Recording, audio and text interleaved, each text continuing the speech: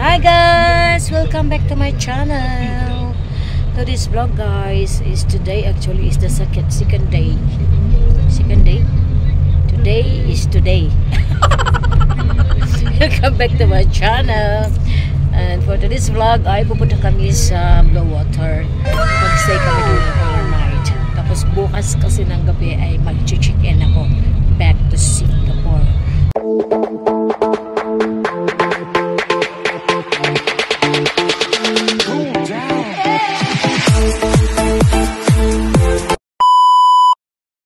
Dito na kami sa Blauwater. Kukunin na namin ang aming room number para makapag-check-in muna. Ayan. So, medyo maraming guests ngayon guys kasi weekend.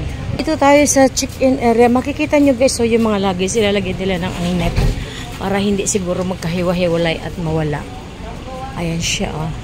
Punta tayo sa check-in area. Thank you. So, dito, kasi hiniwalay na nila yung counter information at saka yung check-in area. So, dito natin kukunin ang ating room number. Ay, ayos guys. Ang galing ng kanilang check-in area mo. Yung check-in area nila, no? Kala mo ikakasal ka, no? O, sana all. So, dito tayo. Ibig sabihin, ano ba to? By Q? Q. Oh, so dito ka pala banda. Baka maupuan yun. Doon ka. Ayun oh. After kanya. Napaka-social lang dating guys, no? Yung kanilang check-in area para ka na rin nasa, ano, nasa ballroom. Charot. So, ayan, makikita nyo yung mag-check-in. Oh. Ayan. So, siguro sobrang daming guests kasi weekend. Kaya siniparate nila yung check-in area. Kasi yung doon sa information counter, yung sa lobby, doon lang talaga yung, ano, for waiting area ba? While waiting for our turn, free kami ng drink. Lemongrass drink. Ayan. Kasi sobrang init talaga sa labas, guys. At saka para hindi naman tayo maboboard. Kaya, nag-serve sila ng drink. O, diba? Sana all. Siyempre, ang mahal-mahal dito, guys, per night. Just one night stay. Magre-range sila from 10,000 until to 25,000 per night ng isang room. Nakuha na namin ang aming room number. Nasa 4th floor tayo. Nasa 4th floor kami na yung bagong building nila. Doon yata malapit sa sa dagat. Tingnan na natin guys. Nanguna si Madam Merlin. Oh. Kasi hindi rin namin alam. Yung bagong building pala, aba social. Doon kami sa bagong building. Nasa 4th floor daw ba? Doon kami sa 4th floor. First time doon. Kasi dati madalas kami sa ganito lang. O ayan. Diyan lang malapit lang. Ayan guys yung pool. Maraming tao kasi Sunday, weekend. Kaya iba din yung presyo ng room namin. Pag weekend. Meron kaming extra. Additional. Okay lang. Para makapag-relax dito ba, no? Ito pala yung bago nilang building ng Blauwater. Ayan, no? Kasi parang kailan lang ito nila ginagawa. Ngayon tapos na. O, ayan. Hotel na talaga siya as in hotel. No? Kaya ang mahal dito ng per night nila. So, ito yung, view sa labas ng Blauwater Hotel. So, talagang bagong-bago, guys. Bago naman gini talaga. Yun talaga. Ayan. So, maganda siya, in fairness. First time kami dito kasi bagong tayo na building eh. Sanay kami kasi doon sa parang bungalow style lang. Welcome to our room in Blauwater. Ayan. So, okay. It's a nice place. O, diba? Cute na cute talaga. I like this place. Ayun. Ayan lang, makikita natin yung dagat doon sa unahan.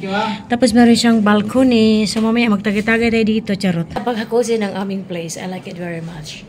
No? Talagang yes. Napakaganda talaga. Kasi meron siyang balcony, so pwede mamaya kami mag-chill-chill kasi bumili kami ng San Mig... Heineken? Heineken. Yeah. Bumili kami ng Heineken. Uy!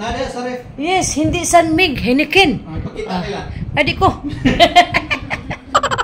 Ayan si Madam Merlin at naman yung si Vanny. O, ayun. May nga ba dahil si Seymour? Regards kong Kuya Bani.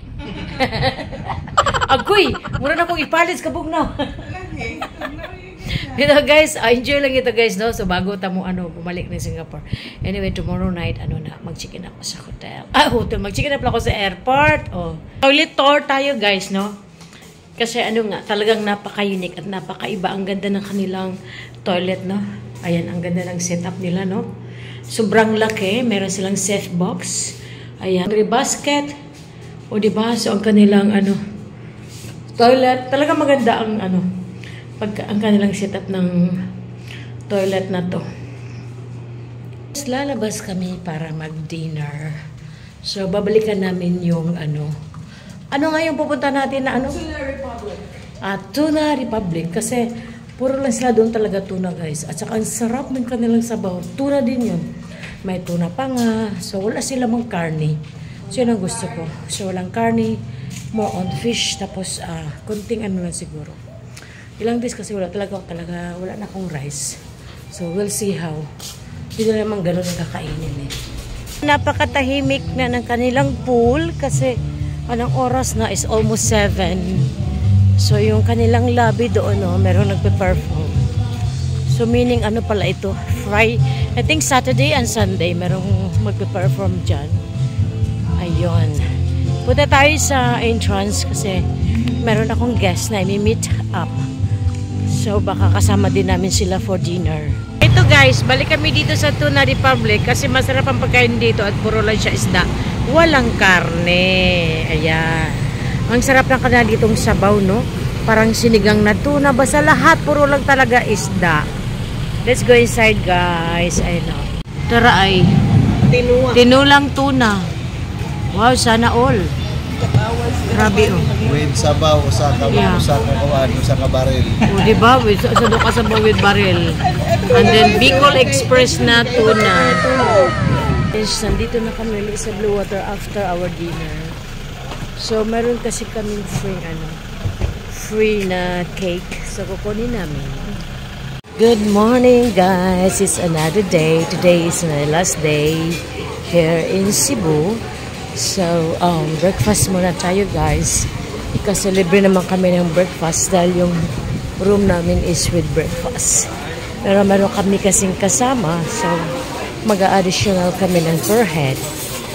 Ayan, daming tao ngayon guys, no? Kasi peak season. Karamihan ng mga guests is Hapon at saka Korean. Ayan. Check out time na guys. Check out na kami. Tapos, Magsha-shopping muna kami. Then after that, mamayang gabi na ako mag-check-in. Para papunta, mamayang gabi na ako mag-check-in sa airport. Kasi mamayang madaling araw po ang aking flight. Bye, Blue Water, Maribago. See you again. Kasi guys, every year pag nagre-renew kami, so, meron kaming malaking discount dito pag nag-check-in. Worth pa rin ang pag-check-in kasi masarap ang breakfast. Masarap talaga. Diba? So, that's all for today, guys. Sulit ang aking pag-uwi ngayon sa Cebu dahil yung dapat kong mga lakarin at nalakad ko talaga. Ayan, hindi gaanong puno at crowded. Wala gaanong naliligo kasi weekdays na. Sabado at Linggo talagang sobrang daming tao. So, hanggang dito na lang guys. And thank you so much for watching kasi mag-fly back na si Tita Belle tonight sa Singapore. Thank you so much for watching and hope you like it. Please don't forget to like, comment, and subscribe to my YouTube channel. This is Tita Belle. Bye for now.